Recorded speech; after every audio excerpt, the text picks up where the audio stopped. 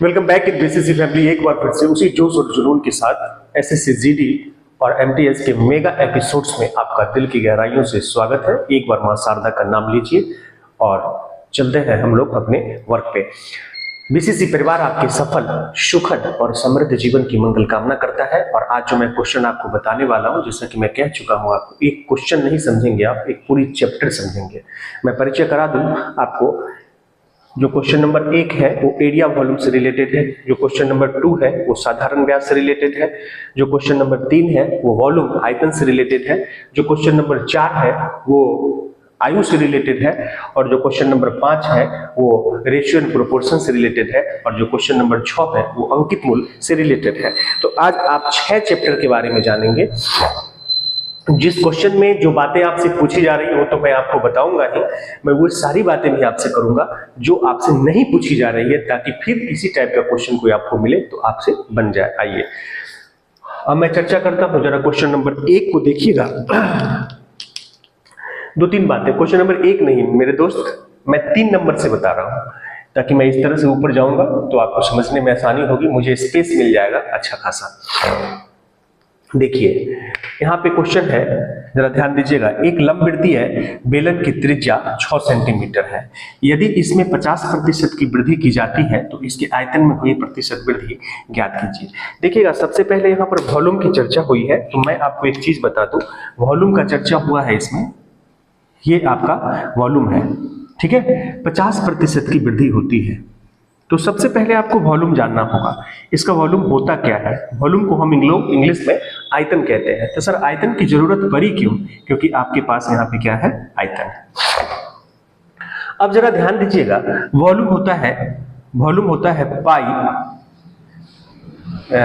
Pi are square H, इसका volume होता है। बेलन का जो आयतन होता है क्या होता है? पाई आर स्क्वायर एच होता है। बेलन का आयतन क्या होता है? पाई आर स्क्वायर एच होता है। तो इसको आप जरूर लिख लीजिएगा, ठीक है, इसको जरूर लिख लीजिएगा। अब देखिए, इसकी जरूरत नहीं भी होती, लेकिन फिर भी मैंने आपको बता दिया। अब यहाँ पर ध्यान दीजिए, आपके पास रेडियस दिया हुआ है, आपके पास रेडियस दिया हुआ है 6 सेंटीमीटर आपका रेडियस है, लेकिन कहता है कि इसमें 50% की वृद्धि हो जाती है। मेरे दोस्त, जब 50% की वृद्धि हो जाती है तो यह हो जाएगा 150, अब बाई में क्या हो जाएगा? 100। अगर यहां पर एक बात कहता है कि 50% की कमी हो जाता तो आप क्या कहते? 50/100 कर देते। अब 0 से 0 कट गया, 5 तिया 15, 5 दूना 10 और 2 तिहाई 6। देखिए तो कितना निकल के आया? 9। जो त्रिज्या 6 था वो बढ़ करके 9 हो गया। जो त्रिज्या 6 था वो बढ़ करके 9 हो गया।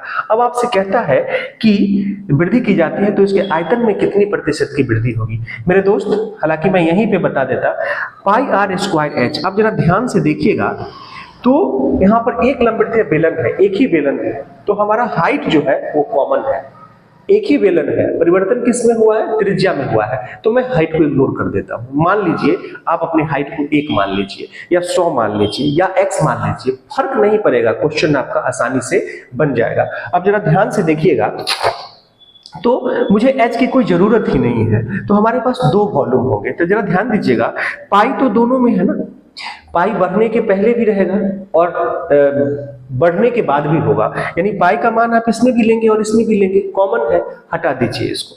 तो जब आप r का स्क्वायर करेंगे तो इसको लिखेंगे आप 36, पॉइंट टू बी नोटेड। और जब आप इसका स्क्वायर करेंगे तो 81।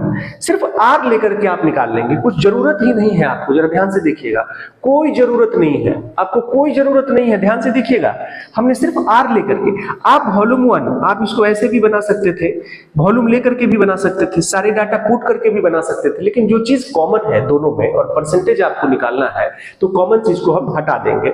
अब जरा ध्यान दीजिए, क्या है आपका? 36 है, क्या है आपका? 81 है।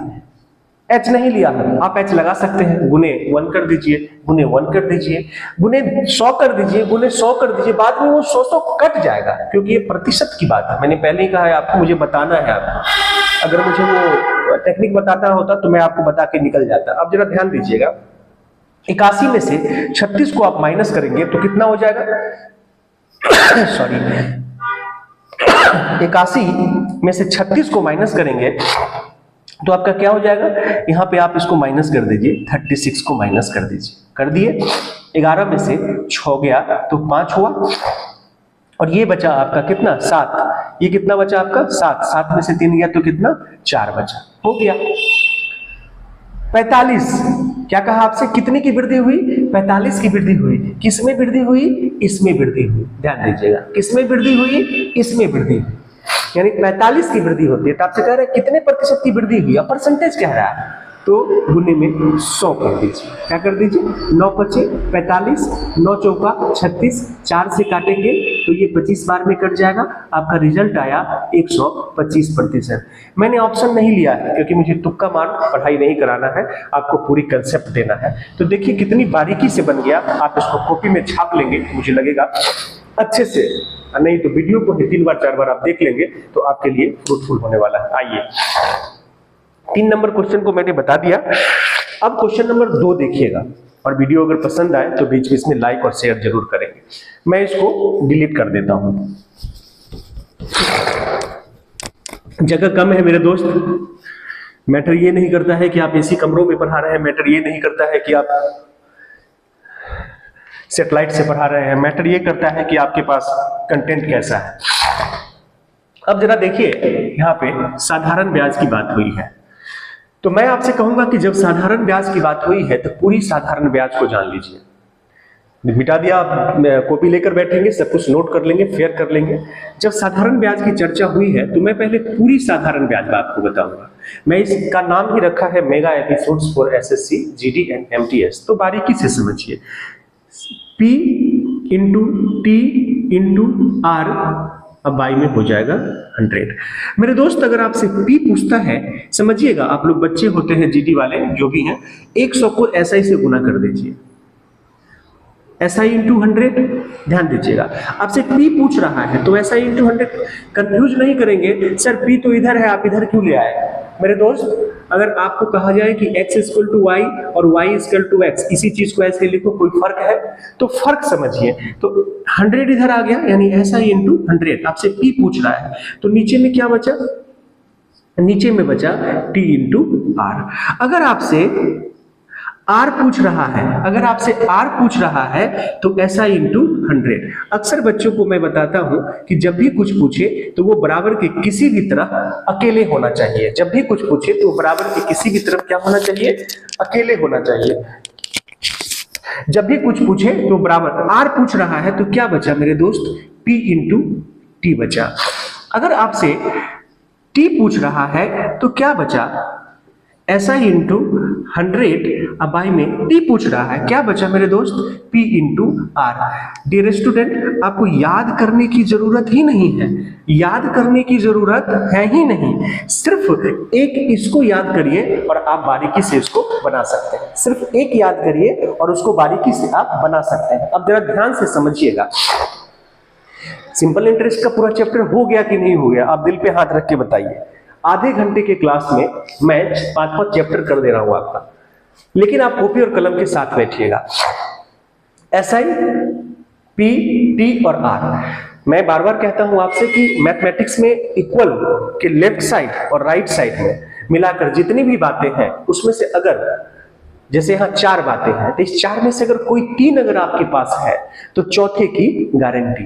दोनों तरफ मिलाकर 3 बातें हैं, उसमें से 2 आपके पास है तो तीसरे की गारंटी। तो सिर्फ एक इसको याद रखिएगा, बचपन से हम लोग को पढ़ाया गया है, साधारण ब्याज बराबर मूलधन गुने समय गुने दर बटा 100, मूलधन गुने समय गुने दर बटा 100। और इसको डबल स्पीड में नहीं सुनेंगे या नहीं देखेंगे, मैथ्स है। 4 बार 5 बार अगर आप इसको देख लिए तो मुझे लगता है कि आप इसे अच्छे से समझ जाएंगे और कोई क्वेश्चन ऐसा ही का नहीं छूटेगा आज के बाद सिर्फ इस क्वेश्चन से। अब आइए, तो सर इसमें तो कुछ नहीं था, बात सही है, इसमें कुछ नहीं था मेरे दोस्त, लेकिन मैंने पूरी वर्तमान बताने की कोशिश की। अब एक और चीज जब सीखे होते ये भी सीख लो, एक टर्म आपके पास आएगा A इक्वल टू, एक आएगा A equal to P plus SI। अगर आपसे P पूछता है तो आपके लिए क्या हो जाएगा, A माइनस SI, और अगर आपसे SI पूछता है तो ये हो जाएगा A माइनस P। अगर कोई कमी रह जाए, कुछ चीज छूट जाए, उसके लिए मैं माफी चाहता हूं। मैं ऑफलाइन के क्लास में भी इतनी बेहतरीन तरीके से नहीं बताता हूं जितना कि मैं अभी ऑनलाइन में आपको बताने की कोशिश कर रहा हूं। तो इस 3 पैटर्न को आप समझ लीजिए, क्योंकि इसमें तो ए नहीं है। ए क्या है सर मेरे दोस्त? ए मिश्रधन है और पी क्या है? मूलधन है, और ऐसा ही क्या है? साधारण ब्याज है। तो यदि आप अपने मूलधन में सपोज कीजिए कि मैं इस मूलधन को अगर 500 मान लूं और ये एसआई को 200 मान लूं, देखिएगा पैटर्न को अच्छे से समझिए। तो 500 प्लस 200 700 हो गए, यह आपका मिश्रधन हुआ। क्या हुआ? मिश्रधन। अब देखिए, अगर आपसे पी पूछे तो ए कितना आया था? 700 आया था, तो यहां 700 रख दीजिए। आप क्या कर दीजिए? 700 रख दीजिए। तो आपका क्या निकल जाएगा? यहाँ पी है आपके पास, ध्यान दीजिएगा। आपसे अगर माफ कीजिएगा पी, ए और एस आई, तो ए आपका क्या आया? 700 आया। तो जो वैल्यू जहां है वहां पुट कर दीजिए और आपका आंसर निकल जाएगा। खूबसूरती से नोट करिएगा। अब आइए, मैं क्वेश्चन के लिए एकदम छोटा सा जगह लेता हूं, एकदम छोटा। अब यहां मेरा क्वेश्चन है, पूरी फॉर्मेट मैंने आपको बता दी, इसको नोट कर लीजिएगा। स्लो पढ़ा रहा हूं, नहीं हो तो वीडियो को पॉज कर दीजिएगा, पॉज करके लिख लीजिएगा, स्क्रीनशॉट ले लीजिएगा और फिर उसको बाद में नोट कर दीजिएगा। ये जरूर कीजिएगा, कॉपी में करिएगा। अब मैं क्वेश्चन पे आता हूं। कहता है यदि एक निश्चित राशि पर 6.1/4 वर्ष में साधारण ब्याज मूलधन का 3/8 भाग है तो वार्षिक ब्याज की दर कितनी है? मेरे दोस्त, बहुत सारे लोग इसको बहुत तरह से बता देते हैं, तो मैं भी आपको बहुत सारा खिलाते बता देता हूं। जब भी ऐसा क्वेश्चन हो तो पी, टी, आर और ऐसा ही लिखना नहीं बोलेंगे। एक निश्चित राशि पर, निश्चित राशि क्या है मेरे दोस्त? मैं 1 मान लिया। निश्चित राशि क्या है मेरे दोस्त? x मान लो, फिर भी कोई प्रॉब्लम नहीं है। निश्चित राशि क्या है? 100 मान लो, कोई प्रॉब्लम नहीं। निश्चित राशि क्या है? 3/8 है मूलधन का। तो यहां पर आप जो है, यहां पर आप अपने प्रिंसिपल को 8 मान सकते हैं। आप अपने प्रिंसिपल को कितना मान सकते हैं? 8 भी मान सकते हैं। तो मेरा कहना है कि सबका ब्रेन एक जैसा नहीं होता है, तो जो चीजें जिस रूप में कह रहा है उसी रूप में मैं आपको प्रस्तुत करने की कोशिश करता हूं। अब जरा ध्यान दीजिए, आपका प्रिंसिपल 1 है और कहता है ये जो है आपका समय है, जब इसको तोड़ देंगे तो ये हो जाएगा 25/4 हो जाएगा। जो जैसे है लिख दीजिए। मूलधन का 3/8 भाग है क्या? साधारण ब्याज। जो साधारण ब्याज है मूलधन का, यानी 1 का 3/8 करेंगे तो ये 3/8 ही आएगा। मेरे दोस्त, अभी जस्ट आपके स्क्रीन पे फॉर्मूला है, जरा ध्यान से देखिएगा। मैं इधर हो जाता हूं। आपके स्क्रीन पे R बराबर फॉर्मूला है। मैंने कहा सिर्फ इसको याद रखें, बाकी अपने आप हो जाएगा। टेक्निक भी बता दिया। P पूछे तो भी SI × 100 ऊपर, R पूछे तो भी SI × 100 ऊपर, T पूछे तो भी SI × 100 ऊपर। अगर R पूछता है तो PT बचा, अगर टी पूछता है तो पीआर बचा। कितना सुगमता से मैं बताया हूं, लेकिन ध्यान रखिएगा, कॉपी में जरूर लिखिएगा। अब देखिए, वही आर यहां से उठा लीजिए। आपके पास एसआई है, यानी 3/8 आपके पास है, इंटू 100 कर दीजिए। 3/8 है, इंटू 100 कर दीजिए, एसआई इंटू 100। अब आपसे क्या पूछ रहा है? आर पूछ रहा है। जरा ध्यान दीजिएगा, आपके पास पी कितना है? 1 है, और आपके पास टी कितना है? 25/4 है। देखिए कितना सिंपल, तो ऊपर से ऊपर कट गया। 25 चौका 100, ये नीचे है इसलिए 4 दूना 8 और 2 से 2 दूना 4। क्या मिला आपको? 6% मिला। कितना मिला? 6% मिला। अब मुझे बताइए कि मुझे क्वेश्चन बताना होता तो मैं 30 सेकंड से कम में बता के निकल जाता, लेकिन उन बच्चों का क्या जो अभी बिगनर्स हैं, एसएससी जीटी में जो बच्चे होते हैं वो कम उम्र के होते हैं, इसलिए मैं कोशिश कर रहा हूं कि ऑफलाइन से बेहतर व्यवस्था आपको देने की। अगर पसंद आए तो लाइक शेयर सब्सक्राइब जरूर करें। आइए, अब मैं आपको लेकर चलता हूं, ये नोट कर लिए होंगे आपने। अब मैं आपको लेकर चलता हूं क्वेश्चन नंबर 1 पे। देखिए, मैं नायाब तरीका ढूंढा हूं कि कैसे बताया जाए, तो नीचे से मैं पकड़ा हूं ताकि मुझे स्पेस मिल जाए और मैं आपको बखूबी बेहतरीन तरीके से बता सकूं। स्क्रीनशॉट लीजिएगा जरूर। आइए, डिलीट करता हूं इसको।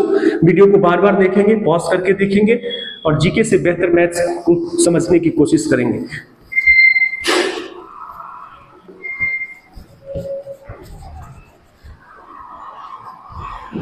अब जरा जो मेरा क्वेश्चन है वो मेरा क्वेश्चन है वर्ग से रिलेटेड। अब जब वर्ग की चर्चा हुई है तो वर्ग के साथ जितनी भी चीजें हैं वो सब कुछ मैं बताने की आपको कोशिश करूंगा। अब जरा ध्यान से समझिएगा, वर्ग से रिलेटेड जो भी बातें होगी मैं सारी बातें आपको बताने की कोशिश करूंगा। स्पेस अच्छा मिल गया मुझे, जरा ध्यान दीजिएगा। यह मेरा वर्ग है, वर्ग की सारी भुजाएं बराबर होती है, वर्ग की सारी भुजाएं बराबर होती है। अब जरा ध्यान से देखिएगा, ध्यान से देखेंगे, ये वर्ग, ये विकर्ण है।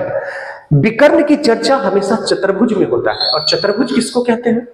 चार भुजाओं से जो बने उसको चतुर्भुज कहते हैं। तो वर्ग, समचतुर्भुज, आयत, समलंब चतुर्भुज, ये सब के सब चतुर्भुज है। तो उसी में से एक वर्ग भी है, इसके प्रकार है वर्ग, और 90 डिग्री का एंगल यहां बनता है। ध्यान दीजिएगा, ये पूरा, इसकी चारों भुजाएं भी बराबर होती है और इसके विकर्ण भी बराबर होते हैं। d1 equal to d2, d1 equal to d2। अगर एक विकर्ण अगर 5 है तो दूसरा भी 5 होगा। समझ गए होंगे? तो अब रही बात कि क्वेश्चन क्या कह रहा है, इसमें कह रहा है दो विकर्ण है, तो दोनों दो विकर्ण है, एक विकर्ण की बात नहीं हुई है मेरे दोस्त, ध्यान दीजिएगा, यह एक ही विकर्ण है। मैंने यहां कहा यदि दो वर्ग है, मैं दो वर्ग नहीं बनाया हूं, दो वर्ग है, तो जाहिर सी बात है जब दो वर्ग है और उसमें से दोनों के विकर्ण का जो अनुपात है 1:5 है, तो कॉमन सेंस की बात है एक वर्ग जो है छोटा होगा और दूसरा जो वर्ग होगा वो बड़ा होगा, क्योंकि उसके विकर्ण बड़े हैं, राइट। तो अब कैसे क्वेश्चन इसमें आएगा उसको जरा समझ लीजिए। तो सबसे पहले मैं एरिया की बात करता हूं। एरिया मतलब क्षेत्रफल, इंग्लिश वाले व्यूअर्स भी अच्छे से देखेंगे। वर्ग का क्षेत्रफल होता है, वर्ग का क्षेत्रफल होता है भुजा स्क्वायर, वर्ग का क्षेत्रफल होता है भुजा स्क्वायर, और इसी वर्ग का क्षेत्रफल होता है 1/2 इंटू डी स्क्वायर। सर ये डी क्या है?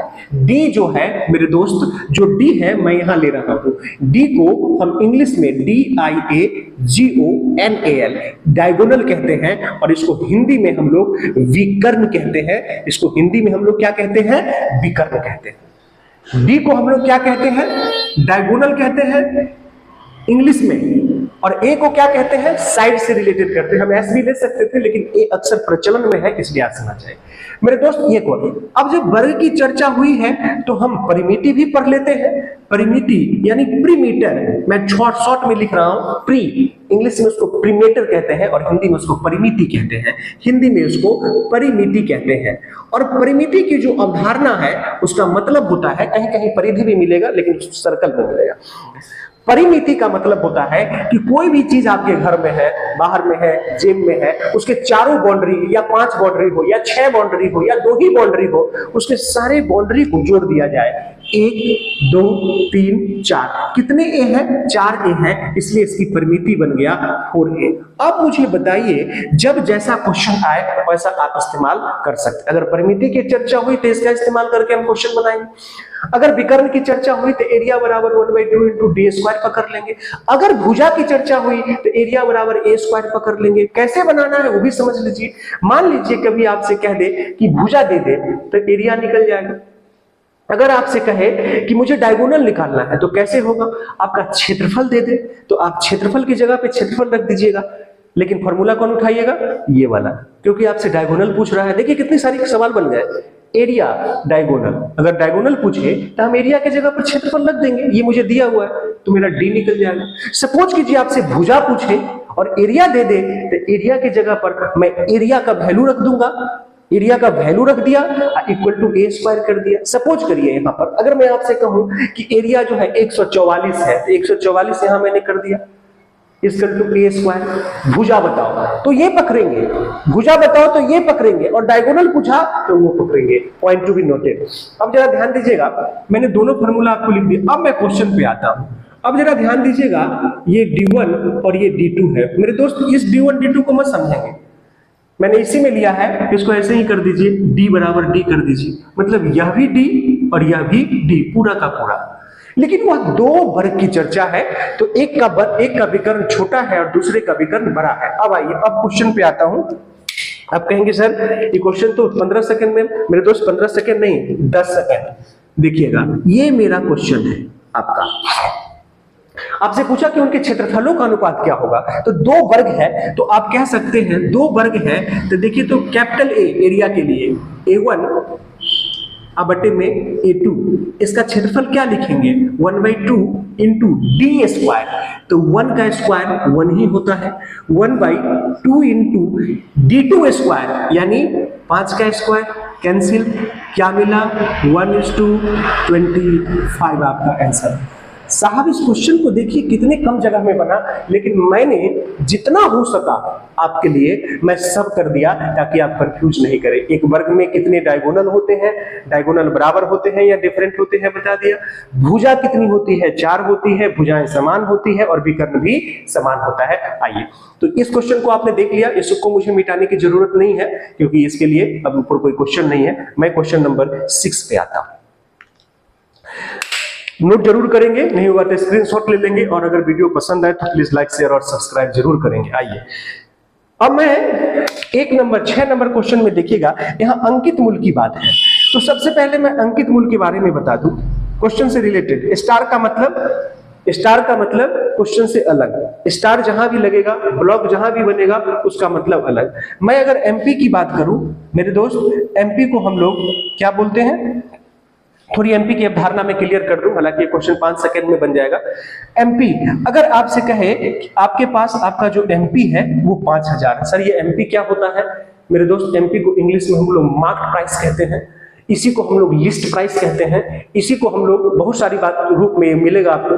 तो एमपी की जब बात होती है ना तो फिर डिस्काउंट भी आएगा, जब भी एमपी की बात होगी तो डिस्काउंट भी आएगा। मान लीजिए ये 20% आपका डिस्काउंट है, 5000 का सामान है, जैसे मान लीजिए किसी चीज पर, जैसे आप ये कॉपी खरीदने गए आप दुकानदार के पास, तो दुकानदार ने कहा कि इसकी कीमत 5000 प्रिंट है। आपने कहा आप मैक्सिमम जब हम दुकान में जाते हैं तो सबसे पहले हम अपना ऑब्जेक्ट लेते हैं, जो सामान मुझे लेना है मैं लेता हूं, सबसे पहले मैं उसका प्रिंट देखता हूं कि प्रिंट कितना, चाहे आप साड़ी लें, किताब ले, कपड़े ले, आप उसका प्रिंट देखते हैं। प्रिंट देखने के बाद आप दुकानदार से पूछते हैं भाई साहब यही प्रिंट है कि, दुकानदार आपसे कहता है नहीं इस पे आपका 20% का डिस्काउंट है, 30% का डिस्काउंट है। आप उससे जिरह करते हैं कि थोड़ा और छोड़ दीजिए। तो जो किसी भी सामान पर, जो किसी भी ऑब्जेक्ट पे, किसी भी सामान पे, किसी भी वस्तु पे जो अंकित होता है, यानी जो अंकित होता है, प्रिंटेड प्राइस होता है, उसको हम लोग एमपी कहते हैं। कहीं कहीं आपको मिलेगा एमपीआर, मैक्सिमम रिटेल प्राइस इसको कहते हैं, वही एमपी है, मैक्सिमम रिटेल प्राइस। नियम ये कहता है कि हमेशा एमपी पे डिस्काउंट दी जाती है, हमेशा एमपी पे क्या की जाती है, डिस्काउंट दी जाती है। तो आप जरा ध्यान दीजिए, 5000 का सामान है, 20% उसने आपको छोड़ दिया, तो यह सामान आपको कितने में मिलेगा, गौर कीजिएगा। तो एमपी पर डिस्काउंट देने के बाद, एमपी पे डिस्काउंट देने के बाद जो प्राइस आता है वो एसपी होता है। किसका एसपी, दुकानदार का, क्योंकि दुकानदार आपसे बेच रहा है, कितना में बेच रहा है, 20% छूट देकर बेच रहा है। तो 5000 और 20% अगर आपको छोड़ दिया तो कितना में देगा, 80% में देगा, यानी 80/100 कर दीजिए, 00 से 00 कितना हो गया, 8×5=40, कितना हो गया, 8×5=40 और 2 जीरो बढ़ा दीजिए। मेरे दोस्त 5000 का सामान आपने खरीद कर ले आया 4000 में। अब कहोगे सर वहां तो आपने एसपी लिखा और आप कह रहे हो खरीद कर ले आए। इस कंफ्यूजन को भी दूर कर लीजिए। आप दुकानदार को पैसा देकर के सामान खरीदते हैं, यह कस्टमर के लिए सीपी हो गया, लेकिन यह दुकानदार के लिए एसपी हो गया। तो यहां पे मैं दुकानदार को लेकर चलता हूं, कस्टमर केस बहुत कम मिलेगा। 4000 में दुकानदार ने आपको बेचा है, दुकानदार ने बेचा है और आपने उसको खरीदा है, तो कितना हो गया, 4000 रुपया हो गया। अब जरा पॉइंट टू बी नोटेड, इसकी जरूरत क्या थी सर, इस क्वेश्चन में तो इसकी कोई जरूरत ही नहीं थी मेरे दोस्त, कुछ भी जरूरत नहीं थी, फिर भी मैंने आपको बता दिया कि एमपी यानी अंकित मूल का एक मोटे मोटे तौर पे मैंने आपको एक चीज यहाँ पे क्लियर कर दिया। अगर आपसे पूछता कि डिस्काउंट कितना दिया सर, डिस्काउंट कितना दिया, 20% और 20 रुपया, इन दोनों में फर्क है। तो आप अगर आपसे सीधे ये पूछ देता कि कितने रुपया छोड़ा, तब आपके लिए क्या हो जाता, 20/100। ध्यान दीजिएगा, 5 दूना 10, कितने हो गए, 1000 हो गए। तो इसको अगर आप, ये कितने हो गए, 1000 हो गए, कितने हो गए, 1000 हो गए। तो मेरे दोस्त आपको अगर यही सवाल पूछता तो पहले आप 20% निकालते, बचपन में हम लोग को पढ़ाया जाता था इसी तरह से कि छूट निकाल लो और फिर अपने जो अंकित मूल्य है उसमें से घटा लो। इस 5000 में से अगर मैं 1000 को माइनस कर दूंगा तो मुझे क्या मिलेगा, 4000 मिलेगा। तो जब जैसन तब तैसन का इस्तेमाल करिए, अच्छा होगा। अगर डायरेक्ट एसपी पूछ रहा है तो ये करने की जरूरत आपको नहीं है। आइए, तो ये क्वेश्चन मैंने आपसे अच्छे से कर दिया, अब जरा ध्यान से देखिएगा। अब देखिए इस जो क्वेश्चन आपसे पूछ रहा है वो यहाँ पे है, मैं यहाँ पे क्वेश्चन लिख रहा हूं, देखिएगा, बस इतनी जगह चाहिए। मैं इतना क्यों बताया, समझ गया आपने? मैंने कहा कि एक चैप्टर, एक क्वेश्चन नहीं, एक चैप्टर। अब यहाँ पे कह रहा है कि एक दुकान में 4 खरीद पर 1 मुफ्त पाए, ऐसी प्रचार मार्केट में चल रही है, दुर्गा पूजा का सीजन है। आप देखिएगा, एक दुकान में 4 खरीद पर 4 खरीदे 1 मुफ्त पाए, 4 खरीदे 1 मुफ्त पाए प्रचार योजना चल रही है। कुल छूट प्रतिशत क्या है? तो मेरे दोस्त इस क्वेश्चन में फंसिएगा कहां, जरा समझिए। कह रहा है कि एक दुकान में 4 खरीद पर 4 खरीदे 1 मुफ्त पाए, तो जो आपको 1 मुफ्त मिल रहा है, जो आपको 1 मुफ्त मिल रहा है वही तो छूट है, वही तो छूट है। छूट प्रतिशत कह रहा है, तो प्रतिशत के लिए तो जानते हैं आप, किसी भी रूप में किसी भी तरह से अगर आपसे प्रतिशत पूछे तो उसमें 100 से गुना करना होता है। लेकिन 1 छोड़ रहा है तो 4 खरीदने पर 1 मुफ्त दे रहा है, यानी 4 आपने खरीदा, 1 और आपको दे दिया, तो कितना दे दिया, 5। ये ध्यान रखिएगा, भूल से भी यहां 4 नहीं करेंगे। 1 छूट है 5 पर, 1 छूट है, उसी 5 में 1 आपको फ्री में दिया जा रहा है, तो वो छूट हो गया। अगर 2 दिया जाता तो हम 2 लिख देते। अब गुने में क्या कर देंगे, 100% पूछ रहा है, क्या हो जाएगा, 20%। ये क्वेश्चन आपको उलझाएगा कहां, उसको मैं जरा आपको बताता हूं।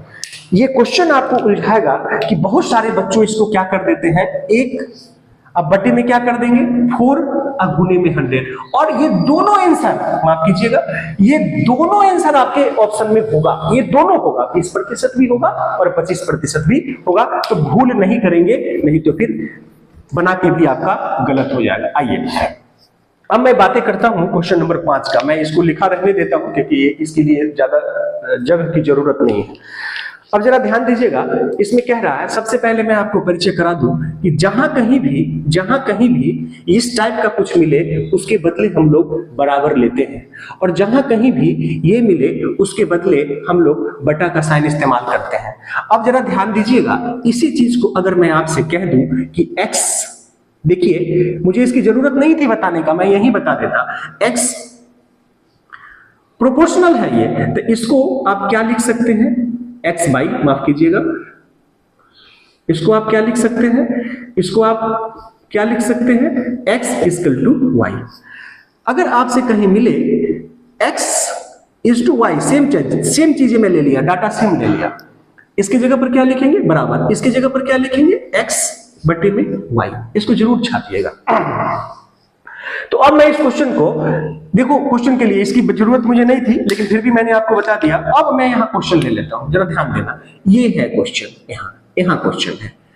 अब सेट कर दो जल्दी से, 6 क्या लिखेंगे, 6 बटे में 3 इक्वल टू क्या लिखेंगे, x बटे में 4, क्या लिखेंगे, x बटे में 4, 3 दूना 6। देखिए तो क्वेश्चन है ये, क्यों बताया इतना, मैंने कहा एक क्वेश्चन एक चैप्टर, 3 दूना 6, क्रॉस मल्टीप्लीकेशन कर देंगे तो x इक्वल टू क्या मिला, 8 मिला, x इक्वल टू क्या मिला, 8 मिला। आप अच्छे से देख लीजिए, मैं थोड़ा साइड हो जाता हूं, आप अच्छे से देख लीजिए कैसे इस क्वेश्चन को डील किया जाएगा। इस टाइप के जब भी आपको कोई भी क्वेश्चन मिलेंगे आपसे बन जाएंगे। आइए अब मैं बात करता हूं 4 नंबर क्वेश्चन की, जरा ध्यान दीजिए, लास्ट है।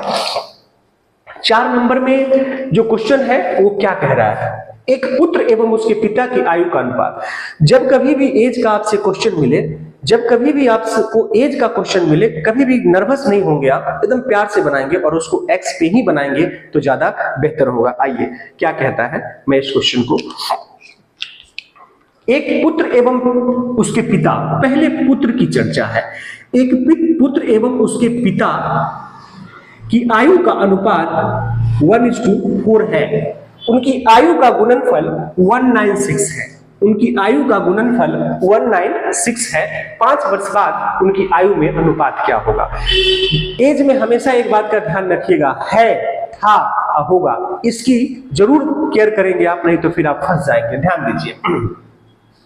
तो पहले सन की चर्चा है तो मैं सन को ले लेता हूं और ये हमारा फादर है। सन और फादर हो गए। आयु 1:4 है तो सन को x मान लीजिए और इसको 4 मान लीजिए और यहीं पे क्लियर कर दूंगा मैं। अनुपात इतना है, उनकी आयु का गुणनफल इतना है, यह भी है और गुणनफल भी है। तो है का रिलेशन है से, प्रेजेंट का रिलेशन प्रेजेंट से, पास्ट का रिलेशन पास्ट से और फ्यूचर का रिलेशन फ्यूचर से। यहीं पर आप इसको मल्टीप्लाई कर दीजिए। क्लियर? इक्वल टू गुणनफल है 196 है, 4 से इसको काट दीजिए, 4 से 4 बार में और 4 × 36। मेरे दोस्त x square is equal to 49 हो गया। इंप्लाइज करोगे तो x इक्वल टू क्या लिखोगे, √49 इक्वल टू कितना, 7। देखो कितना सिंपल सा है। मैं डायरेक्ट भी कर सकता था लेकिन मैं थोड़ा आपको हर एक स्टेप बताना चाहता हूं। मैं यहां से डायरेक्ट कह देता x स्क्वायर इक्वल टू 49 तो x इक्वल टू 7। जब ये मेगा एपिसोड मैंने जीडी और एमटीएस के लिए बनाया है तो हर चीज बताना होगा, क्योंकि बच्चे छोटे उम्र के होते हैं, कम उम्र के होते हैं, इसलिए उनको जानकारी देनी जरूरी है। तो ये आपका आंसर हो गया। अब जरा ध्यान दीजिएगा, आपसे पूछ रहा है कि 5 वर्ष बाद, मेरे दोस्त 5 वर्ष बाद पूछ रहा है। क्या पूछ रहा है? 5 वर्ष बाद। देखो तो x कितना है, 7 है और फादर कितना हो जाएगा, 7 चौका 28 हो जाएगा। लेकिन ये वर्तमान है। अगर 5 वर्ष पहले पूछता तो 5 घटा देते, अब 5 वर्ष बाद पूछा तो 5 जोड़ देते। तो 7 में अगर 5 जोड़िएगा तो आपको 12 मिलेगा और 28 में अगर 5 जोड़िएगा तो आपको 33 मिलेगा। 4 3 से काटेंगे 4 बार में और ये 11 बार में आपका 4:11। मैं इतना जगह क्यों लिया हूं, इसका कारण ये है कि पूरी चीजें मैं आपको बता सकूं। इसको मैं इरेज नहीं कर रहा हूं क्योंकि अब इरेज करने की जरूरत इसको नहीं। अब जरा ध्यान दीजिए, मैं एक चीज आपको बताता हूं। आपने देखा होगा कि x स्क्वायर इक्वल टू 49 है तो इंप्लाइज किया तो x इक्वल टू आपने लिखा √49 लिखा। इसमें कुछ नहीं है तो हिडन रहता है 2। सपोज करो मेरे दोस्त, अगर आपको ऐसा डाटा मिल जाता तब क्या करोगे? तो क्या करोगे, x इक्वल टू फिर भी रूट लोगे और रूट में लिखोगे 49, लेकिन यहां पे तुम लिखोगे 3। यहां पे क्या लिखोगे, 3। x square equal to 49 implies किया तो x इक्वल टू क्या लिखा आपने, 49 लिखा। तो ऐसा क्यों लिखा सर? मेरे दोस्त यहाँ 2 है और यही 2 यहाँ पे छुपा होता है, यही 2 यहाँ पे छुपा होता है। अगर आप चाहें तो यहाँ पे 2 लिख सकते हैं लेकिन लिखा नहीं जाता है, लेकिन यदि आप लिखेंगे तो वो गलत नहीं होगा। आइए तो आप सपोज करिए कि इस पर यहाँ पर हम 3 ना दे करके हम 100 दे दे, तब भी x का पावर 100 इक्वल टू 49 इंप्लाइज करेगा x इक्वल टू रूट यहां भी होगा, रूट के अंदर में आएगा 49, लेकिन यहां पे क्या हो जाएगा, 100 हो जाएगा। कब? जब यहां पे 100 होगा तब। तो क्या चीजें मैंने आपसे सिखाई। एक चीज और मैं आपको सिखाना चाहता हूं। अगर आप इसको रूट से हटाना चाहते हैं, इसका तो घनमूल निकलेगा नहीं, क्यूब रूट निकलेगा नहीं, लेकिन आपको रूट हटाना है तो आप क्या करेंगे, कैप्चर कर रहा है, आप क्या करेंगे, यहां पर 49 का पावर 1/3, 49 का पावर 1/3, इसका रूट हटाना है तो 7 हो जाएगा। लेकिन अगर आप कैलकुलेशन करना चाहते हैं तो 49 का पावर 1/2। अगर यहां पर 100 होता तो 49 का पावर 1/100। डियर स्टूडेंट्स, 15 सेकंड के क्वेश्चन थे लेकिन मैंने आपसे 3-4 मिनट ले लिए, क्योंकि मुझे इस बेस पे चलना है कि एक क्वेश्चन बराबर एक चैप्टर करने की मैं काबिलियत डेवलप करूंगा आपके अंदर। तो यदि आपको मेरा कंटेंट पसंद आया हो तो प्लीज लाइक कर दें, शेयर कर दें और सब्सक्राइब कर लें, स्क्रीनशॉट ले लें और कॉपी बनाएं मेगा एपिसोड्स का पूरा 20 से 25 सीरीज, और एग्जाम में जाएं और उसके बाद आए तब कमेंट करें मुझे कि वाह सर आपने कमाल कर दिया। तो मिलते हैं नेक्स्ट वीडियो में इसी जोश और जुनून के साथ।